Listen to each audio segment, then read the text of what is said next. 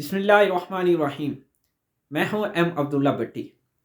عمران خان نے کل صحافیوں سے ان کی ملاقات ہوئی اور اس ملاقات کے اندر انہوں نے کچھ مزید اپنی حکومت گرانے کے حوالے سے انکشافات کیا اور آپ نے کچھ مزید جو مقاصد ہیں اس کے بارے میں بھی آگاہ کیا۔ انہوں نے کہا ایک تو کہ جو نیا سال ہے یہ اس کے اندر یعنی کہ جو یہ پی ٹی آئی کی وکٹری کا سال ہے اور انشاءاللہ اس سال جب الیکشن ہوں گے تو پی ٹی آئی 2/3 میجورٹی کے ساتھ اسمبلی کے اندر انشاءاللہ واپس آئے گی اور ہماری میکسیمم یعنی پنجاب کے پی کے انہوں نے کہا کہ ہماری حکومت ہوگی ان صوبوں میں اور سندھ کے اندر بھی بلوچستان انہوں نے تو دعویٰ کیا اور وفاق کے اندر بھی انہوں نے کہا کہ ہمارا وزیر اعظم ہوگا۔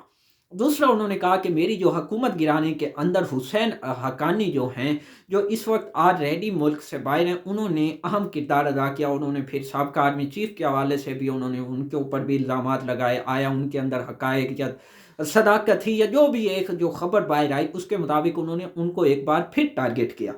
دوسرا انہوں نے کہا کہ میری جو ملاقات تھی آخری باجوہ صاحب سے، اس ملاقات میں انہوں نے مجھے کہا کہ میں پلے بوائے ہوں، تو میں نے ان کو جواب میں کہا کہ ہاں میں پلے بوائے رہا ہوں۔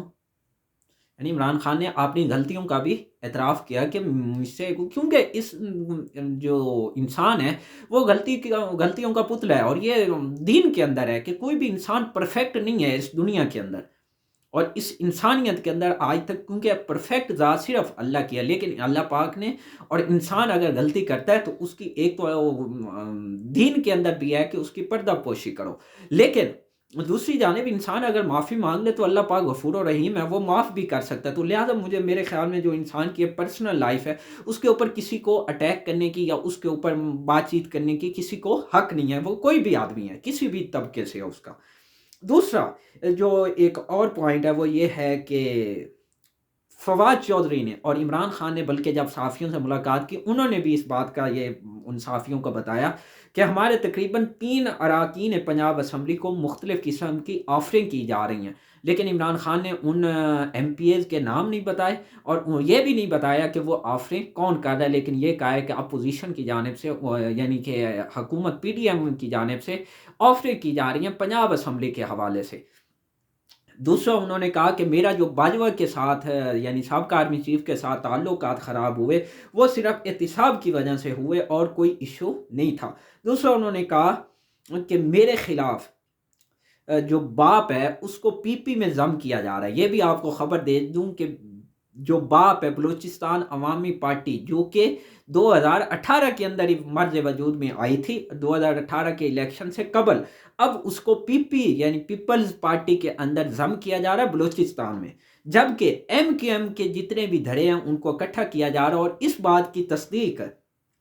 بات کی تصدیق گورنر سندھ کامران ٹیسوری نے بھی کیا ہے کہ پی ایس پی اور فروخ ستار اور خالد مقبول صدیقی یہ مطلب کہ اکٹھے ہونے جا رہے ہیں اور جو نئی ایم کیو ایم یہ ساری جو اکٹھی ہوگی اس کی سربراہی کریں گے خالد مقبول صدیقی، جبکہ ڈپٹی جو کنوینر ہوں گے یعنی ڈپٹی سربراہ جو ہوں گے وہ فروخ ستار ہوں گے، اور اس حوالے سے فروخ ستار کو قائل بھی کر لیا گیا اور وہ اس بات پہ راضی بھی ہو گئے، جبکہ مصطفیٰ کمال جو ہیں وہ بھی پارٹی اور یہ پوری جو ایم کے ایم ہے اس کے ایک مطلب کہ شامل ہونے میں مرج ہونے میں یعنی کہ پی ایس پی اور ایم کے ایم ایک دوسرے کے اندر مرج ہونے کے لیے تیار ہو گئی ہے، یہ گورنر سندھ نے بھی تصدیق کیا۔ اور اس کے اوپر عمران خان نے کہا کہ یہ میرے خلاف ایک سازش ہو رہی ہے اور یہ میرے خلاف ایک نیا پلان ترتیب دیا جا رہا ہے جو کہ حکومت اور یہ سارے جو پی ڈی ایم والے ہیں یہ مل کے مجھے مطلب کہ گرانے کے چکروں میں لگے ہوئے ہیں، لیکن میں ان کے یہ ساری جو سازشیں اور جو پلان ہیں ان کو انشاءاللہ عوام قبول نہیں کرے گی، کیونکہ عوام یہ نہیں چاہے گی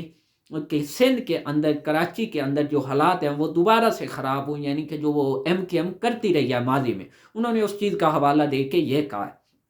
تو ابھی پراپر تو اناؤنسمنٹ نہیں ہوئی تو ابھی، لیکن یہ خبر آ چکی ہے کہ اس طرح کے پلان جو ہیں اور اس بات کی گورنر سندھ نے بھی یہ تصدیق کر دیا، تو اٹس مین کہ اب یہ ویسلی اب جب یہ اکٹھے ہو رہے ہیں تو اس کا کیا مقصد ہے، کیونکہ پی پی نے بھی ایم کیو ایم کے اکٹھے ہونے پہ کوئی ان کو اعتراض نہیں ہے، تو اٹس مین کہ یہ سارا جو معاملہ کریٹ ہو رہا ہے اس کے پیچھے صرف عمران خان کو شکست دینے کا ایک وجہ ہو سکتی ہے، کوئی اور مشن نہیں ہو سکتا ان کا۔ دوسری جانب مولانا فضل الرحمان نے کہا ہے کہ جو KPK کے اندر ہیلی کاپٹر بل لایا گیا ہے وہ صرف خان کو بچانے کے لیے. تو میں یہاں سوال کرنا چاہتا ہوں مولانا فضل الرحمان سے بڑے مؤدبانہ ادب کے ساتھ اور معصومانہ بڑا ایک عاجزانہ. وہ سوال یہ ہے کہ محترم آپ ریسنٹلی بلوچستان اور ان ٹورز کے اوپر جو ایک سرکاری جہاز پراپر لوگو لگا ہوا تھا کہ وہ کس کمپنی کا ہے اور وہ کس ادارے کا ہے، وہ جو آپ استعمال کر رہے تھے وہ کس قانون کے تحت کر رہے تھے. آج آپ جو سرکاری ہاؤسز کے اندر جو سرکاری ٹور کر کے آئے ہو احسن اقبال کے ساتھ ٹرکی کا، وہ بھی ذرا قوم کو بتا دو کہ وہ کس نوعیت کا تھا، وہ کس قانون کے تحت تھا. مطلب آپ اپنے لیے ایک عالم دین ہونے کے ساتھ کیا آپ یہ جو باتیں جس طرح کی کر رہے ہو کیا یہ انصاف پہ مبنی ہے؟ اور آج آپ کہہ رہے ہو کہ ہمارے خلاف یہ عمران خان جو کچھ کر رہا ہے اس کی وجہ سے معیشت خراب ہو رہی ہے. تو محترم آپ کو کس نے کہا تھا اس پنگے کے اندر اگر وہ اپنی یعنی کہ آئی کے ساتھ ہی آپ نے یعنی کہ سیاسی موت مر رہا تھا تو اس کو آج وہ اگر ایک پاکستان کا ہیرو بن چکا ہے تو وہ کیوں بنائے؟ کس نے بنایا اس کو؟ کیا آپ بچے بچونگ رہے تھے، آپ اندھا دھند گھس گئے؟ یعنی آپ کو کس نے کہا تھا اگر وہ برا بلا اپنے ساتھ اس کی سیاست ڈوب رہی تھی، اگر وہ اچھی نہیں ملک کو چلا رہا تھا تو کیا آج ملک اس سے بہتر چل رہا ہے؟ کیا آج اس سے بہتر معیشت ہے؟ کوئی ایک فگر آپ بتا دیں یا کوئی ایک ادارہ یا کوئی ایک اشاریہ یا کوئی ایک آپ پوائنٹ، فارن پالیسی، معاشی پالیسی یا کچھ بھی، یا روزگار یا کچھ کوئی بھی ایک آپ پوائنٹ بتا دو جو اس سے بہتر آپ نے کیا ہو سوائے آپ نے کیسے معاف کروانے کے. اور ذرا آج آپ اپنا بھی بتا دیں کہ آپ کے مطلب معاملات کیا ہیں، آپ کے مطلب کیا ہیں اس کے اندر خط و خال کے، آپ کے یعنی کہ سورس آف انکم کیا ہے. چلو وہ کرپٹ بد دیانت سب کچھ تھا تو آپ کیا ہیں؟ آپ تو عالم دین ہے نا، قوم کو بتائیں نا. آپ کو تو زیادہ پتہ ہے کہ جو ایک خلیفہ وقت حضرت عمر فاروق، ان کے بارے میں آپ کو تو زیادہ پتہ ہے کہ جب ایک آدمی نے ان سے پوچھا تھا یہ کپڑے کدھر سے آئے تو آپ ذرا قوم کو بتا دو نا، کیونکہ جب عوامی لیڈر ہوتا ہے وہ تو یہ باتیں بتاتا ہے، وہ تو چونکہ عوام کو جواب دے ہوتا ہے جمہوریت کے اندر. تو آپ قوم کو بتا دیں کہ آپ کے جو اثاثے ہیں، آپ کے جو گھر ہیں وہ کدھر سے آئے. آپ جن گاڑیوں کے V8 جو اتنی بڑی شیان شان ہیں جو ایک عام آدمی سوچ بھی نہیں سکتا، کروڑوں کی گاڑیاں وہ کدھر سے آتی ہیں؟ آپ کا خرچہ کیسے چلتا ہے؟ یہ ذرا قوم کو بتا دوں. آپ کا سورس آف انکم کیا ہے؟ اگر آپ کا جو پراپرٹیز ہیں ان کا سورس آف انکم بتا دیں کہ وہ آپ نے پراپرٹی کب اور کس طرح سے خریدی، اس کے ذرائع آمدن بتا دیں قوم کو تاکہ کوئی کسی قسم کا شک و شبہ ہی نہ ہو. تو اگلی جو خبر ہے وہ یہ ہے کہ PTI نے جو ملک کے اندر مہنگائی ہے، جو افراتفری، جو ایک غیر یقینی، اسلام آباد جیسے شہر کے اندر یہ سوچیں پاکستانیوں کہ جو آٹا ہے وہ 160 روپے کا ہو چکا ہے اسلام آباد. یعنی اب یہاں سوچو کہ ایک غریب آدمی وہ 2 وقت کی روٹی کھانے سے بھی عاجز آ چکا ہے. یہ حالات ہو چکے ہیں اور وزیر خزانہ کہہ رہے ہیں مشکل ضرور ہے لیکن ہم ڈیفالٹ پاکستان کبھی نہیں کریں. بھائی اور کیسے نہیں کرے گا؟ آپ بتا دو نا. مشکلات ہیں تو ان کا حل کیا ہے؟ کب ہوں گی؟ قوم کو بتاؤ تو صحیح نا. کچھ تو مطلب کرو. پاکستان کے سپر سلار کہہ چکے ہیں کہ ملک معاشی یعنی کہ مسائل ہیں. آپ کا وزیر اعظم کہہ چکا ہے. لیکن ایک جانب آپ ہیں کہ آپ قوم کو حقائق بتانے کے لیے تیار نہیں ہیں. پھر کہیں گے کہ ہمارے خلاف یہ ہو گیا وہ ہو گیا. ابھی سے آپ نے وہ سازشیں شروع کر دی ہیں، ابھی سے آپ نے وہ بیانیاں شروع کر دی ہیں. آپ کے جو جویل لطیف اور وفاقی وزراء وہ ابھی سے پاک افواج کو تنقید کا نشانہ بنانا شروع کر دیا آپ نے. بھائی کوئی تو خدا یعنی پولیٹیکلی جماعتیں کیا ہے جب ان کے اوپر یعنی کہ مشکل پیش آئے گی اور یہ اقتدار سے باہر ہوئیں گے تو اٹس مین کہ یہ فوج کو صرف ٹارگٹ کریں گے. جو بھی اپوزیشن میں جائے گا وہ فوج کو، چاہے وہ PTI ہو، وہ نکلی ہے تو وہ فوج کو ٹارگٹ کر رہی ہے. اب یہ ابھی سے انہوں نے بیانیاں شروع کر دی. مطلب کیا یہ قوم اس طرح سے کیا قوم بے وقوف بن جائے گی آپ کی ان باتوں سے؟ آپ خود ان کو دعوت کون دے رہا ہے؟ کیا یہ فوج جب یہ سب کچھ آپ کے کرتوت دیکھے گی وہ ہاتھ پہ ہاتھ دھرے بیٹھے رہے گی، دیکھتی رہے گی؟ یعنی کوئی لاجک، کوئی سینس تو بنائے نا. گوشت ہے تو وہ انہوں نے ماشاءاللہ سال کا تحفے ہی ایسے دے رہے ہیں عجیب و غریب قسم کے کہ جس کے اندر جو ایک دن کے اندر جو مرغی کی قیمت ہے اس کے اندر یعنی کہ 15-20 روپے کا 2 دنوں کے اندر صرف 60 روپے کا اضافہ ہو چکا ہے.